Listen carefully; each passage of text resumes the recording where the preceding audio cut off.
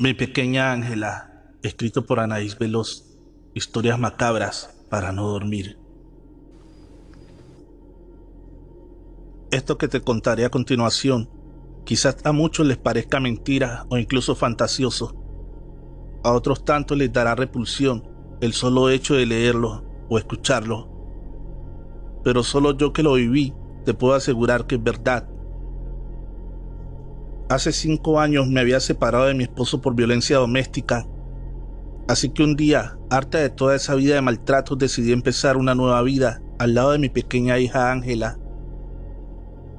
Un día, al pasar por Ángela a la escuela, conocí a Víctor mientras esperábamos a nuestros hijos. Para mi sorpresa, resultó ser el papá de uno de los compañeros de mi niña. Ese día realmente no tenía que volver al trabajo porque comenzaban mis vacaciones, motivo por el cual acepté ir a comer con Víctor y los niños. Todo pasó tan rápido que no me di cuenta en qué momento nos habíamos enamorado. Víctor se había divorciado por los celos enfermizos de su mujer y su madre, porque ambas hacían hasta lo imposible por controlarlo todo el tiempo. Así que por eso habíamos mantenido nuestra relación en secreto. Hasta que un día, cansados de escondernos, Víctor decidió presentarme con su madre, y ahí fue cuando comenzó toda esta maldita pesadilla. Pues al llegar a su casa, me advirtió que su madre era un tanto especial, que no tomara muy personal los comentarios que hiciera, pues aún seguía en contacto con su exmujer. Le dije que no se preocupara, que yo haría todo lo posible para tratar de agradarla. Él me besó la frente y me invitó a pasar. Y al verme, lo primero que me dijo la señora fue lo siguiente: pero Víctor, ¿cómo te atreves a llegar con esta mujerzuela, sabiendo que en cualquier momento puede llegar tu esposa? Mamá, por Dios, dijiste que te comportarías. Lo siento, hijo, pero es que esperaba algo mejor dicho, menos corriente, decía mientras me miraba de arriba abajo con un gran gesto de desaprobación. Víctor, bastante molesto, me pidió que nos marcháramos, y justo cuando estábamos por irnos, llegó la exesposa de Víctor con sus hijos, motivo por el cual tuvimos que quedarnos y aguantar todas las comparaciones que hacía entre ella y yo. Recuerdo bien que le daba gracias a Dios por haber dejado a Ángela en casa. Víctor y su madre discutían cuando la se acercó a mí. Creí que me golpearía, pero en vez de eso, esta comenzó a acariciarme el cabello, cosa que me extrañó bastante, pero no dije nada. Al día siguiente que me arreglaba para irme a trabajar, pude notar que comenzaba a caerse mi cabello, muchísimo más de lo habitual. Llegué a tal punto que tenía que usar peluca porque era demasiado evidente mi calvicie. Víctor me propuso matrimonio después de enterarse de que estaba embarazada, y para colmo, ni ese día pudieron dejarme en paz, pues se la pasaron hablando pestes de mí con la mayoría de los invitados. Y olvidaba decirte, también tuve el descaro de asistir con la ex de Víctor. Un día mi hija comenzó a enfermar de gravedad, pues tenía fuertes dolores de estómago seguido de fiebres tan altas que la llevaban a las alucinaciones. Estuvo con los mejores especialistas, pero nadie podía darnos un diagnóstico. Y solo mirábamos cómo es que crecía su estómago sin razón aparente. Estaba volviéndome loca entre el embarazo, la enfermedad de mi hija y la loca de mi suegra. Cierto día escuché discutir a la mamá y a la ex de Víctor. Esta le reclamaba que una cosa era meterse conmigo y otra muy diferente, dañar a los niños. Pero no le tomé mucha importancia, pues creí que el cansancio me hacía escuchar cosas de más. Recuerdo que ese día en medio de la noche, mi hija se despertó llorando, argumentando que no soportaba el dolor en su estómago. Víctor trató de cargarla para llevarla al hospital, pero al quitarle las cobijas quedamos horrorizados, pues su vientre estaba tan abultado que temíamos que se le fuera a estallar. Me gritó que llamara a una ambulancia de inmediato y la madre de Víctor no hacía nada por ayudarnos. Ella se limitó a quedarse parada en la puerta de la habitación de mi hija con una enorme sonrisa que no hacía el esfuerzo para disimular. Trasladaron a mi hija al hospital más cercano, pues en el camino comenzó a vomitar una cantidad impresionante de sangre con un olor bastante nauseabundo. Al llegar al hospital comenzaron a evaluarla y casi de inmediato me pidieron que firmara una autorización para someterla a cirugía. Estaba tan nerviosa que me fue imposible firmar, así que Víctor tuvo que hacerlo. A los pocos minutos salieron los médicos bastante palidecidos y pidieron hablar con Víctor, pues le darían la peor noticia de mi vida. Mi preciosa hija había muerto. No, doctor, gritaba Víctor mientras se dejaba caer al suelo. Tiene que ser fuerte, señor. Trataban de consolarlo los médicos y enfermeras. ¿Cómo voy a decirle a mi esposa que su hija ha muerto? Eso es precisamente lo que no queremos que le diga. Pero qué demonios, doctor. ¿Cómo se lo voy a ocultar? Ella jamás me lo perdonaría. Mire, señor, encontramos la razón por la cual murió la niña, pero es imposible lo que pasó con ella. Así que hemos llamado a un especialista de la Ciudad de México, que es el que le practicará la autopsia, y al terminar le daremos los resultados. Así que esa es su única opción, o a menos que quiera que llamemos a la policía. ¿A la policía? ¿Pero por qué, doctor? La verdad estoy muy confundido. Ahora te mostraré por qué, dijo dirigiéndolo hasta el quirófano donde estaba mi hija. ¿Pero qué demonios es esto?, gritó al ver cómo el cuerpo de mi hija brotaban infinidad de gusanos. Ahora entiende por qué debemos llamar al especialista. Al salir, Víctor estaba en shock y yo, bastante preocupada, me acerqué a ver qué era lo que estaba pasando. No pudo más y rompió en llanto cuando comenzó a contarme todo. Lo siento, mi amor, Ángela está muerta, pero no podremos llevárnosla, pues el doctor dice que aún hay que hacerle varios estudios. ¿Y para qué si mi bebé ha muerto? Eso debieron hacer cuando estaba viva, cuando le suplicaba que encontraran la cura para sus malestares. Le gritaba llena de rabia. Mi amor, pero no es culpa de los doctores. Ah, no. Entonces, ¿de quién es culpa, Víctor? Mi amor, a Ángela se la estaban comiendo millones de gusanos diminutos, dijo Víctor. Al escuchar aquello, sentía morirme en vida, y es que no imagino los fuertes dolores que pudo haber sentido al ser comida poco a poco por millones de esos malditos gusanos. Y es que jamás se dieron cuenta los doctores, incluso le hicieron cultivo de heces y estaba todo completamente normal. No fue hasta que comenzaron con la cirugía y al hacerle a esta la primera incisión que comenzaron a brotar miles de gusanos, haciendo que ésta cayera rápidamente en paro y perdiera la vida, sin que alguno de los presentes pudiera hacer algo para evitarlo. Nos entregaron el cuerpo 2 días después y solo nos dijeron que era médicamente imposible lo que había sucedido con mi hija, pues al tratar de examinar los gusanos, estos se secaban sin motivo alguno, y solo nos aconsejaron acercarnos a Dios. En todo ese tiempo jamás se acercó a ofrecernos su ayuda a la mamá de Víctor, y no es que la necesitara mucho, pero al menos esperaba que lo hiciera por empatía. Cuando trasladaron el cuerpo de mi hija a la funeraria, me encontraba un poco más tranquila, pues a pesar de que me dolía en el alma, me reconfortaba saber que su sufrimiento había terminado. En algún momento del funeral se acercó la exmujer de Víctor y me dijo: siento profundamente lo de tu hija, porque aunque tú y yo nunca nos hemos llevado bien, soy madre y me moriría si algo así le pasara a alguno de mis hijos. Mira, toma esto y vete lo más lejos posible de la mamá de Víctor. Empieza una nueva vida con ese bebé que llevas dentro.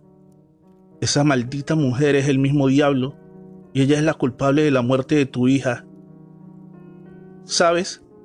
Yo también miré lejos de aquí, solo que no podía marcharme sin advertírtelo antes, y no permitas que tu nuevo hijo termine como Ángela. Al verla marcharse me ganó la curiosidad y abrí el sobre que me había dado. Tenía una fuerte cantidad de dinero en efectivo y un cheque al portador por la cantidad de 200,000 pesos. No podía creer el por qué me había dicho todo eso y por qué me había dado ese dinero que rápidamente guardé al ver que había entrado a la sala de velación la madre de Víctor.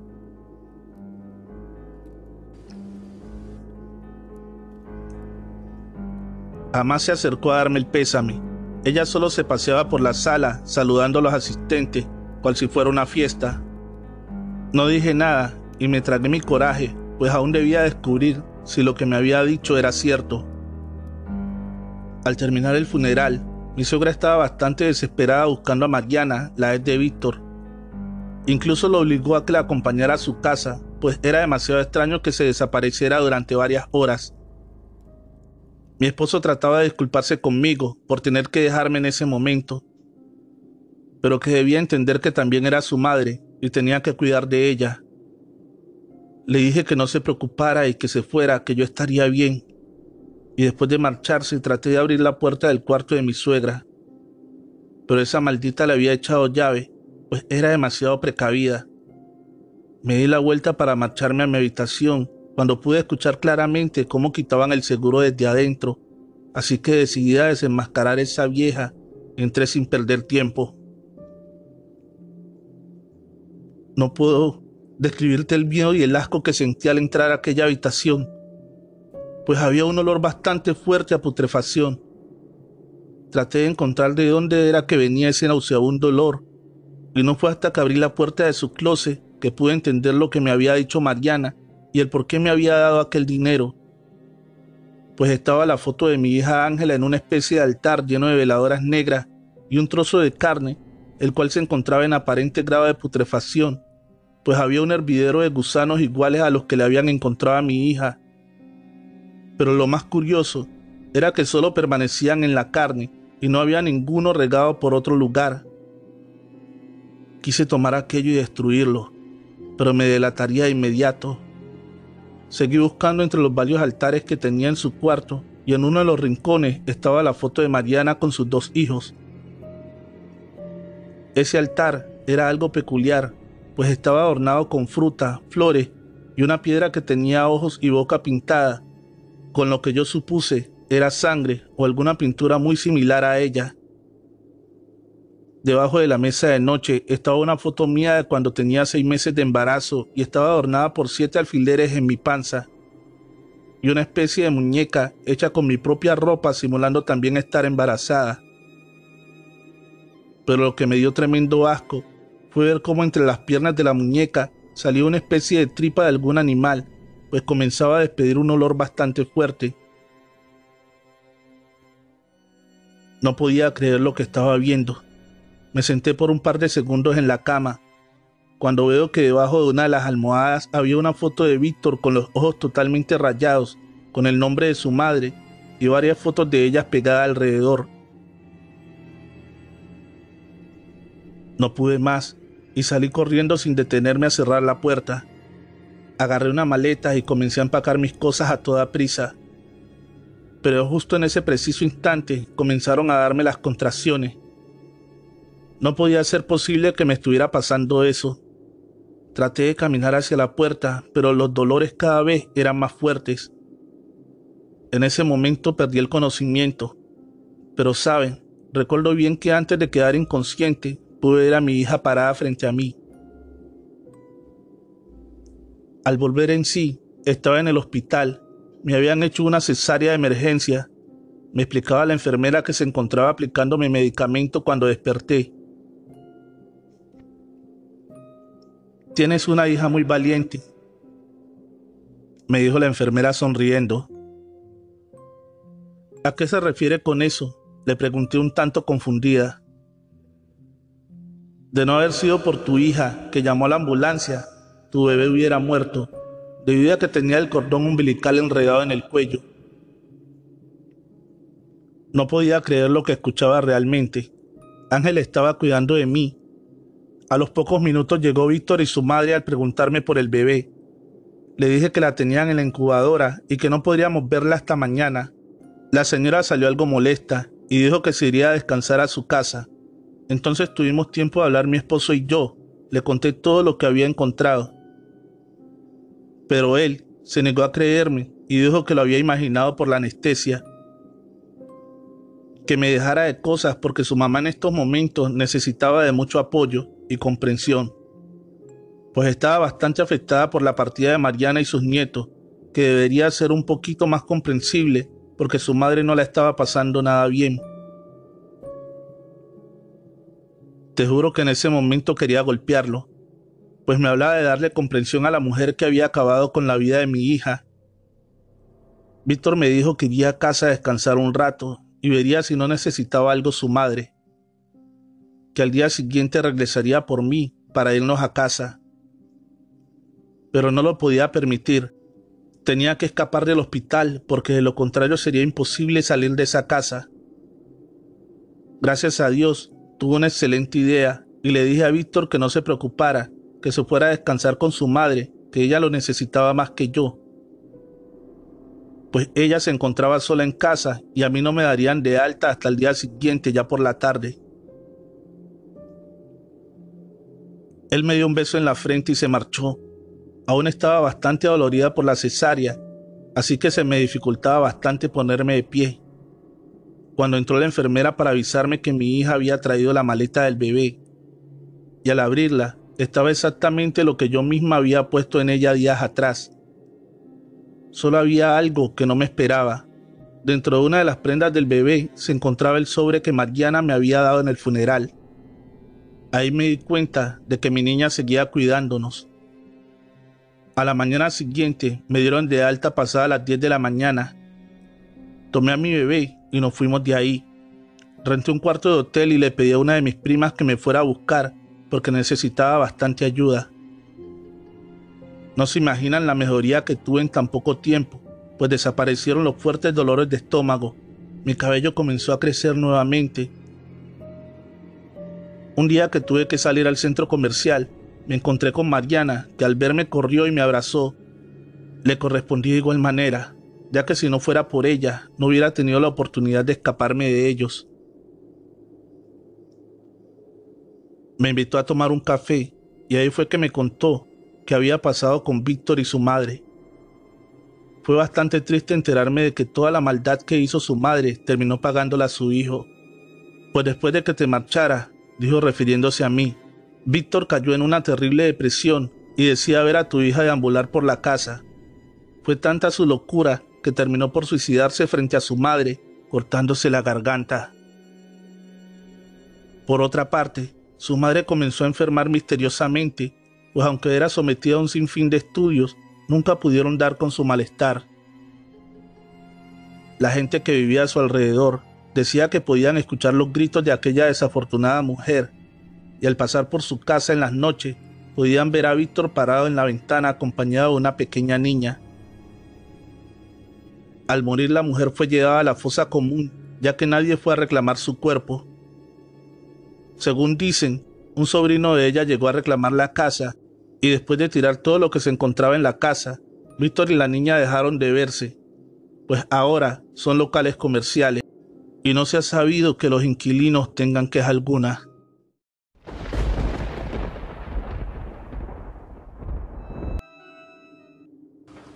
La maldición del brujo, historia real de brujería, escrita y adaptada por Trovit, de los eventos reales del señor Gerardo. Hola, mi nombre es Gerardo, tengo 37 años, nací en el distrito de Buenaventura en Colombia.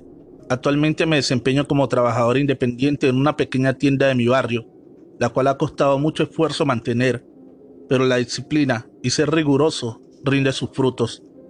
El motivo de esta se trata de que quiero decirles que he visto muchas películas del género del horror y lo paranormal. Había escuchado casos de personas que les hacen trabajos para quitarle todo o simplemente por envidia. Lo que quiero decir a continuación es algo que marcó mi familia y se relaciona con esos temas. Antes de todo, quiero aclarar que no olviden mis primeras palabras, y cómo cambiaron con el paso del tiempo. Siempre decía que era esencialmente una persona escéptica. No he creído en mucho de eso, que te leen la mano, las citas o adivinan tu futuro. Peor aún, en aquellos que hablan de que existen personas que pueden hacer mal mediante hechizos, magia o pactos. Siempre había pensado que solo se trataba de patrañas, cuentos para causar miedo, mantenernos a raya desde pequeños, solo historias como las que contaban los abuelos para que nos portáramos bien. Todo lo que ocurrió fue a mi prima Laura, una de las mujeres más hermosas de la familia, ojos marrones, cabello largo negro, alta, con un porte que se roba las miradas cuando camina. Hace varios años, mi prima Laura tenía un novio el cual quería mucho. En las tardes él la visitaba y conversaban de muchos temas, de los planes que tenían después de terminar la universidad, de ir a vivir juntos, tener familia y muchas cosas que son propias de las parejas enamoradas. Fue en una ocasión que andaban de paseo por el parque que encontraron un señor vestido de blanco. Llevaba sombrero, zapatos de punta y usaba gafas oscuras. Este señor los siguió por un buen rato, siempre guardando su distancia. Ya tenían algo de miedo por el comportamiento tan extraño del mismo. Aceleraron el paso hasta abordar un auto y salir del lugar. Algunas otras veces que mi prima salía de casa para la universidad, podían ver al señor siempre vestido así de blanco. Sentían que la seguía. Pensaba que era un atracador. Entonces sintió mucho miedo y pidió que la acompañaran siempre sus amigos para irse a las clases. Pero aún así, en algún momento, ella veía al señor del traje blanco. Esto ponía sus nervios a temblar intensamente, hasta que una ocasión estuvo frente a él y le reclamó que quién era, qué quería de ella. Llamaría a la policía si la seguiría de nuevo.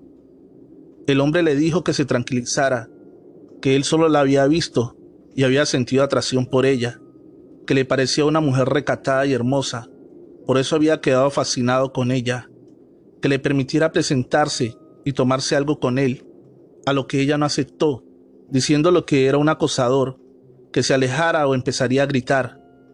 El hombre de inmediato se fue del lugar, pero en su mirada dejó claro que no iba a dejarla en paz. Después de esa ocasión, pasaron unas semanas y mi prima y su novio terminaron. El amor que se tenían parecía haberse desvanecido. Solo era cosa de jóvenes. Con los días transcurridos, ella empezaba a tener sueños con el hombre.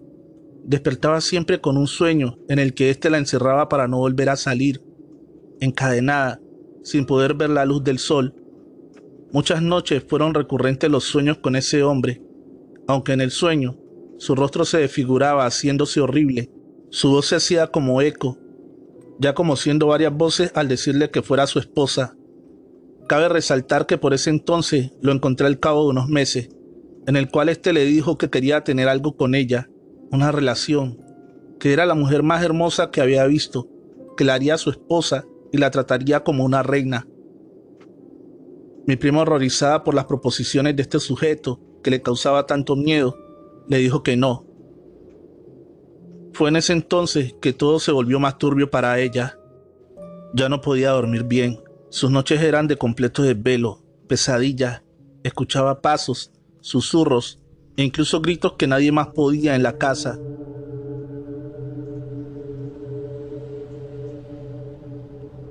Estaba al borde de la locura, así que se decidió a asistir con profesionales médicos para que le hicieran de todo tipo de exámenes a ver qué pasaba. Todos salieron en condiciones normales. El psicólogo dijo que solo era estrés por la situación con la persona extraña que se le había acercado, que solo diera aviso a las autoridades del acosador, que luego de eso estaría algo más tranquila. Ninguno de los consejos y exámenes que se hizo le dieron tranquilidad, pero cierta ocasión que se dirigía hacia casa de un amigo, la abuela de él, le dijo que tuviera cuidado cuando la vio. Tú tienes la marca de un brujo sobre ti. Te acecha, te quiere para ti, pero lo has rechazado. Por eso no te deja en paz. La señora era vidente, pero no podía ayudarle a mi prima con más. De todas formas, ella no creía mucho en estas cosas de brujería. Realmente ella sí le estaban haciendo brujería. Era víctima de este brujo que la acosaba, la enamoraba, La quería para esposa, pero como ella lo rechazó, no le hizo caso. El brujo se empeñó en hacerle daño. Todo empezó de la siguiente manera. Primero, como que el brujo le había hecho un ritual para entregar su alma a Lucifer, ya que si no era para él, no sería para nadie más. Debido a esto, ella todas las noches soñaba con demonios, cosas horribles. Contaba que la despertaba a alguien, pegándole con los 2 dedos de la mano en la frente. Le pegaban fuerte y así despertaba a ella de la pesadilla. Entre las cosas que más recuerda está que una noche ella se acostó a dormir con mi hermana. Mi hermana tenía como unos 45 años, creo. Se acostó a dormir con ella. Para esa vez trataron de dormir entrada a las 2 de la mañana. Entonces apagaron las luces de la casa. Pasada media hora, el ambiente se tornó extraño, algo pesado. El calor iba en aumento para ese momento, lo que hacía que no conciliaran el sueño. De repente, sintieron como que alguien se tiró encima de la cama, pero como estaba todo oscuro, solo miraban la sombra. Se miraba como el reflejo de algo, pero como no sintieron nada más, entonces se quedaron algo tranquilas y quietas en la cama, tratando de conciliar el sueño. Dice ella que empezó a sentir que le hacían círculos en la planta de los pies, pero no veía nada, que seguían haciendo círculos como dibujando un número, haciéndole cosquillas. Así fue por un buen rato, hasta que pudo divisar una sombra negra más oscura que todo el cuarto sin luz. Estaba inmóvil, asustada, mientras esa cosa seguía acariciando su pie derecho, haciéndole este número como un 6, hasta que pudo quitar su pie y este tomó el otro para seguir haciendo lo mismo, pero esta vez haciendo el número 3 en el otro pie. Cuando ella sintió que sería algo malo lo que estaba viviendo, le quitó el pie. Esa sombra negra se enojó por lo que ella hizo, entonces se le tiró encima. Cuando eso pasó, ella le susurró a mi hermana que no se moviera y que no volteara a ver, pero mi hermanita dice que ella, como era bien curiosa, además de no poder controlar su miedo, tenía que ver lo que estaba pasando y qué era eso que la acosaba. Ella pudo ver los ojos de fuego de esa sombra, y mi prima dice que esa sombra oscura, horrible, la tocaba e incluso le rasguñó las piernas. Entonces ella le tocó el cuerpo tratando de quitárselo de encima. Cuando llegó a la cara de esa sombra oscura, le sintió una cara como de caballo o de un perro. Al sentir eso, del miedo por fin pudo gritar. Sus palabras fueron: "La sangre de Cristo tiene poder". A lo que esa cosa le insertó como garras en la pierna para que se callara, que no siguiera con esas palabras, pero ella seguía diciéndolo con más fuerza. Mientras eso pasaba, mi hermana pudo ver mejor aquella sombra que acosaba a mi prima y a ella. Tenía los ojos rojos, una cara deforme, parecía un animal, así que encendió la luz rápidamente, pero la sombra desapareció y lo que vieron fue un gato negro que saltó de la cama corriendo hacia la ventana. Pero en la casa no había gatos. En la mañana después de esa horrible noche, mi prima amaneció con rasgaduras, cicatrices con sangre en las piernas de los arañazos que le había hecho dicha cosa. Luego de esa noche, pasaron varios días sin que volviera a tener sueños o situaciones como esa. Estaba algo más tranquila porque podía dormir bien. Sentía que ya había pasado todo, que podía estar tranquila. Una mañana salió hacia el supermercado a comprar. Decidió solo llevar un pollo entero que le pareció ideal para hacer el almuerzo. De regreso a casa, debía pasar por un sendero largo donde transitaba mucha gente. Pero por ese momento, tal vez por la hora, no se veía a nadie. En eso pudo observar que detrás de ella venía el hombre de blanco, con sus gafas oscuras y sombrero. Así que aceleró el paso y este empezó a correr tras de ella. Empezó a gritar para llamar la atención, hasta que este la tomó del brazo. En eso ella tomó el pollo que llevaba y lo golpeó con fuerza en el rostro, dañando sus anteojos. Tal vez parezca increíble, pero lo que vio detrás de esas gafas rotas fue unos ojos rojos como si fueran llamas. Gritó desesperada por auxilio, pero al voltear a ver de nuevo, el hombre se había desaparecido. Poco tiempo después de eso, mi prima empezó de nuevo a tener horribles pesadillas. Se empezó a enfermar de un dolor en el estómago. El color de su piel cambió de una forma muy extraña, a ponerse amarilla, pero les digo que de verdad, su piel se hizo de un amarillo como si fuera un huevo. Los ojos, lo blanco no era blanco, sino que eran amarillos la línea del ojo, la lengua amarilla, los labios pálidos y delgados. Era súper delgada, se puso con tan poco peso que se veía como un esqueleto humano. La piel por encima se le contaban las costillas. Bueno, era horrible aquella situación. Y ella fueron donde diferentes iglesias la tenían que cargar para llevarla.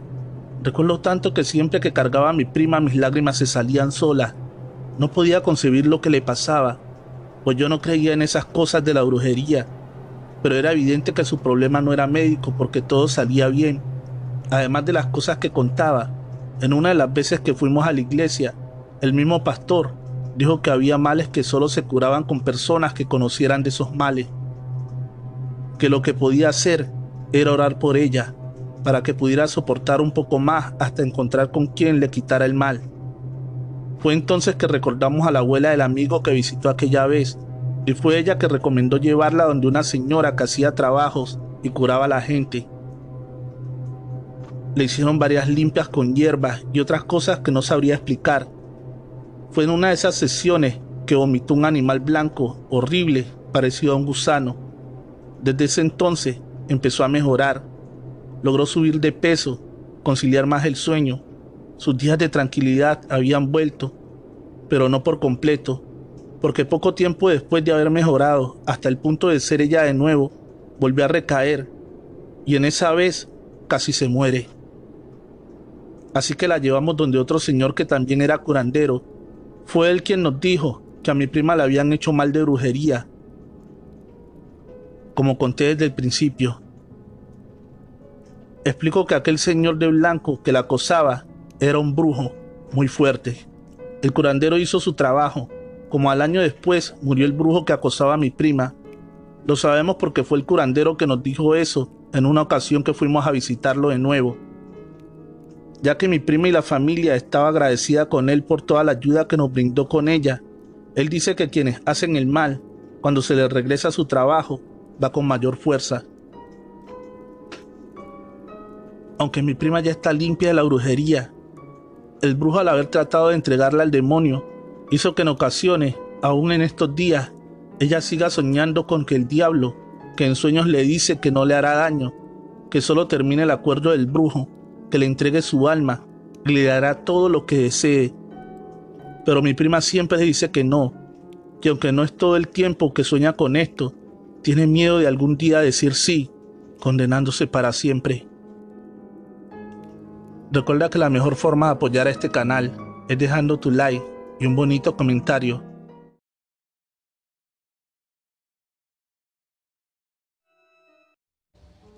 Pueblo de Brujos. Historia real, escrita y adaptada por Trovit. Relatos de horror. La mañana que encontré la bolsita roja debajo de la cama, pude entender por qué sucedía todo en la casa. Tenía dentro arena, cabello, hojas verdes, y lo más escalofriante, incluso que me hizo vomitar, fue un dedo casi momificado, pero con un olor nauseabundo, que no sabía si relacionar esto con todo lo que me había pasado. Estaba delgado, casi al punto de verme cadavérico. Había perdido el sueño, la tranquilidad y las esperanzas de salir vivo de ese lugar. Ya no era escéptico, la brujería me estaba matando. Además, no se trataba solo de eso. La cosa que azotaba la puerta caminaba en el techo y me tenía al borde del colapso nervioso. Anunciaba mi posible pasaje al más allá. Realmente, era absolutamente todo en el pueblo lo que estaba mal. Estaba volviéndome loco. No sabía cómo hacer para salir de todo esto. Lo que quiero contarte ocurrió hace ya 5 años, cuando trabajaba en un colegio en una zona rural de un municipio de Colombia. Para llegar hasta el lugar de trabajo eran 6 horas vía acuática en las conocidas lanchas rápidas, ya que la institución en la que laboraba se encontraba en una zona ribereña.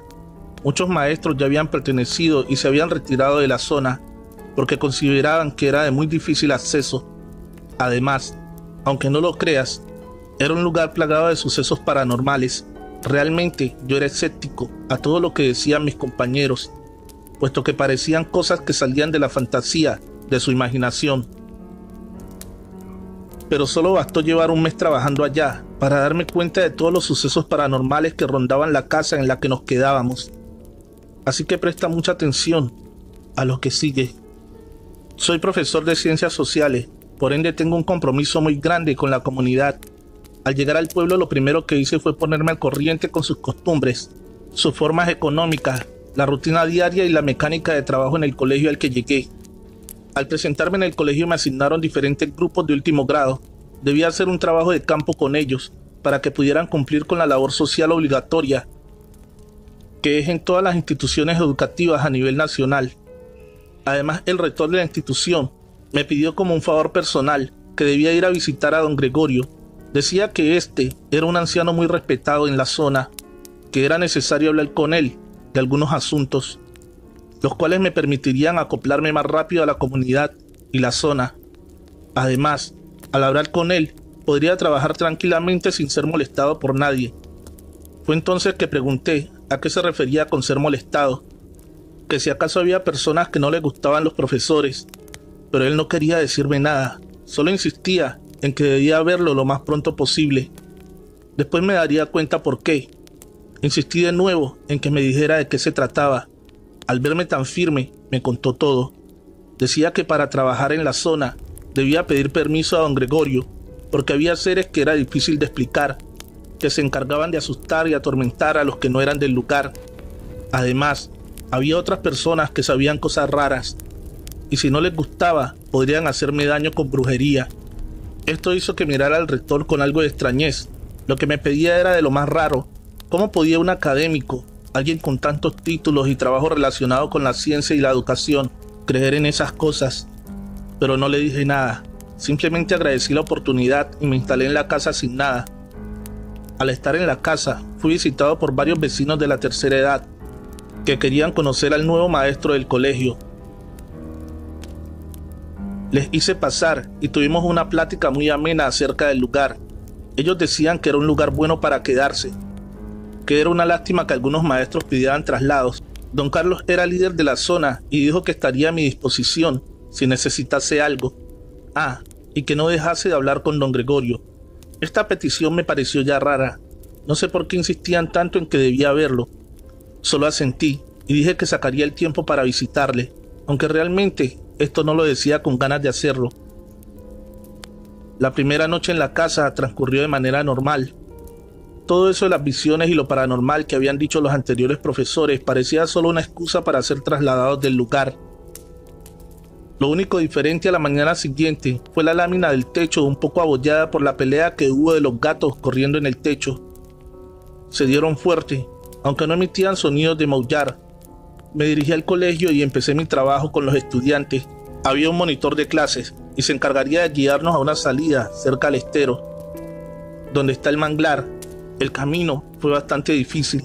El lodo y el agua de mar hacía que las botas que llevaba se quedaran, y fue en ese entonces que encontré aquella pequeña bolsa de color rojo. Parecía aquellas en las que guardas joyas. La iba a tomar, pero me detuvo el monitor. Me dijo que la dejara, que por nada del mundo, absolutamente, aunque me carcomiera la curiosidad, no la tocara. Rápidamente pidió a todos que regresáramos saliendo del lugar. No sé por qué se comportaban de forma extraña algunas veces los moradores. La noche que siguió a continuación fue muy rara. Trataba de dormir, pero algo, se sentía como si alguien me observara. Entonces escuché azotar la puerta, a lo que me levanté y tomé una vara de hierro que tenía cerca en caso de algún animal. Se suponía que había cerrado todo. Alguien estaba dentro de la casa y cerró, pero al acercarme pude notar que el seguro y el pestillo estaban puestos. Era imposible que hubieran abierto y azotado la puerta. No tendría sentido. La semana siguiente la rutina transcurrió igual, pero al llegar las noches siempre había algo que pasaba en la casa. Empecé a preocuparme el día que vi al búho que se posaba sobre el árbol del patio trasero de la casa. No dejaba de mirarme. Entonces alzó el vuelo e ingresó por la ventana, parándose con sus patas sobre la pequeña mesa de la sala. Así se quedó por un buen rato mirándome fijamente y por un momento sentí que no miraba mi cuerpo. Parecía como si escarbara en mis pensamientos. Quedé paralizado. Ni siquiera podía balbucear. No me salía una sola palabra. Parecía haberme congelado en el tiempo. La piel sintió como un frío la recorrió toda, recordándome lo vulnerable que soy al estar lejos de casa y al pensar que todo lo que decían mis compañeros sobre la casa y la zona solo eran inventos para poder ser trasladados. Los ojos del búho expresaban un intenso color rojo, con algo macabro muy dentro de sí, hasta que por fin alzó el vuelo. Saliendo de la casa fue que pude moverme. La mañana que siguió decidí ir a la iglesia para contarle al pastor, a lo que éste me dijo que tal vez todo lo que había visto lo había imaginado, y comenzó a darme típicas charlas que dan cuando quieren que seas parte de la iglesia, pero realmente no tenía tiempo para eso. Estaba preocupado por la situación. Ya en casa, escuchar que azotaban las cosas, que las movían de lugar, ruidos de pasos en la sala e incluso en el techo, justo arriba de donde duermo, comprendí que no eran gatos los del ruido. Además, cuando el pastor se negó a ayudarme, perdí la esperanza. Conforme pasaba el tiempo, mi salud comenzó a deteriorarse, porque toda la actividad ocurría en las noches. Me sujetaba el corazón y pedía a la Virgen del Carmen para que me ayudara a sacar estas presencias y seres de la casa. Cada vez todo se ponía peor. En ese momento, siendo las 2 de la madrugada, la actividad se intensificó. Pensé en tomar el cuchillo y acabar con esa tortura. Pero todo quedó en silencio. Tocaron la puerta. Una sombra roja brillante se veía por la parte de abajo de la puerta. Grité, llenándome de valentía. ¿Quién es? ¿Qué quieres? Déjame en paz. A lo que escuché la voz del rector que me llamaba. Me levanté y con temor abrí la puerta. Allí estaba. Era el rector. Y junto a él estaba un señor muy anciano con un pequeño bastón negro que le ayudaba a estar de pie. Les hice pasar rápido, pues no quería seguir solo dentro de esa casa. Pregunté por qué había llegado a esta hora de la madrugada. Rápidamente me miraron muy serios y me dijo: Don Gregorio dijo que no has ido a verlo, así que me llamó e insistió que debíamos venir, porque si no, mañana no la contarías. Esa bolsa que encontraste, me dijo el señor Gregorio, era un trabajo que se hizo para alejar a los malos espíritus del pueblo. Aquí toda la gente lo sabe, pero tú la encontraste y alcanzaste a tocarla. Esto hizo que el espíritu que dejé allí se viniera detrás de ti, al igual que ha pasado con los otros profesores. Deben visitarme para hablar con los espíritus protectores del pueblo, para que no les hagan nada. Tal vez usted no cree en estas cosas, pero le aseguro que no duerme igual desde que usted llegó a trabajar acá, e incluso su salud se ve bastante deteriorada, porque así es como comienza. Te van consumiendo poco a poco y la opción es quedarse y morir o irse de este lugar. Por eso los otros profesores terminaban yéndose. Verá, este es un lugar lleno de brujas y algunos de nosotros somos brujos. Lo heredamos de nuestros familiares y ellos de sus antepasados. Aquí era una guerra constante en que uno le hacía un mal al otro para probar quién era el mejor brujo. Y así fue por décadas, hasta que llegamos a un pacto, porque no podíamos estar matándonos entre todos. La gente del pueblo lo sabe. Aquí no manda la policía en el estado. La palabra que vale es la de nosotros los brujos. Por eso debía verlo. Necesito hacerle un trabajo para que ya dejen de molestarle. Y así pueda usted trabajar en paz. Había pasado tantas cosas y sucesos extraños, además de lo mal que me sentía de salud, que ya creía absolutamente en todo lo que me dijo don Gregorio. Justo a esa hora, él sacó unas velas y frascos con unas aguas. Las encendía en diferentes puntos de la casa. Me dio a tomar de un bebedizo verde que me hizo sentir náuseas y ganas de vomitar todo lo que tenía adentro. Lo que boté a continuación me pareció casi increíble. Si alguien me lo contara, jamás le creería. Era un vómito nauseabundo de color negro y en él se arrastraban como si fueran gusanos. El olor era tan fuerte que me hacía seguir vomitando. Vomité tanto que sentía que dentro ya no me quedaba nada y me desmayé. La mañana siguiente al despertar, estaba el rector acompañándome con el monitor del colegio. había preparado café y estaban conversando cuando me sintieron. Preguntaron cómo estaba y realmente parecía que tuviera una resaca horrible provocada por mucha bebida. La debilidad que tenía apenas me dejaba poder moverme. Así pasaron los días y muchas noches que don Gregorio repetía el proceso de darme unas aguas para ayudar a limpiarme. Mi salud fue mejorando, pero los pasos que escuchaba aún seguían en la casa, seguían caminando en el techo y podía sentir que me observaban todas las noches. Además, las cosas las tiraban, abrían y cerraban la puerta todas las noches, y esto me atormentaba y me llenaba de miedo. En una de las veces que fui a donde don Gregorio, le dije que la actividad en la casa aún no paraba, a lo que me respondió que entonces ya no era el ser que se había ido conmigo del manglar. Luego tomó un tabaco y me hizo fumarlo. Lo vi con la mirada perdida, mirando la ceniza del tabaco. Después empezó a preguntarme por las personas que habían ido a la casa. Me pidió que recordara quiénes habían estado en la casa, porque parecía que habían dejado algo dentro. Empecé a hacer memoria y mencioné que aparte del monitor del colegio, el rector y él, no había ido nadie. Pero luego me recordé de los 3 ancianos que me recibieron cuando llegué: Pancho, Carlos y don Luis. Pero tuvimos una conversación muy amena y se fueron. Además, que insistieron en que viniera a visitarlo. Frente a esto, don Gregorio me dijo que los 3 eran brujos, que sobre todo don Pancho le gustaba atormentar a los nuevos en el lugar. Fue entonces que me pidió que revisara la casa y encontré la bolsita roja que mencioné al principio, la cual le llevé a don Gregorio, y para mi sorpresa se encontraban los 3 ancianos sentados en una silla con él esperándome. Realmente me sentí muy molesto con ellos. Estaban tranquilos y yo estaba prácticamente muriéndome del susto todas las noches. Don Gregorio me dijo que el trabajo de brujería que había allí solo lo podía terminar ellos 3. Eran de los brujos más fuertes del pueblo. Don Pancho me dijo que no me preocupara, que ya había aprendido la lección, que ellos habían llegado a recibirme, pero no les gustó cuando dije que visitaría a don Gregorio, porque en mi mirada pudieron ver que no lo había dicho en serio. La verdad sentí un poco de vergüenza porque era cierto lo que decían. Desde ese día creí firmemente que existen fuerzas y personas que saben cosas que se salen de lo natural. Aprendí a respetar mucho más las cosas que no entendía.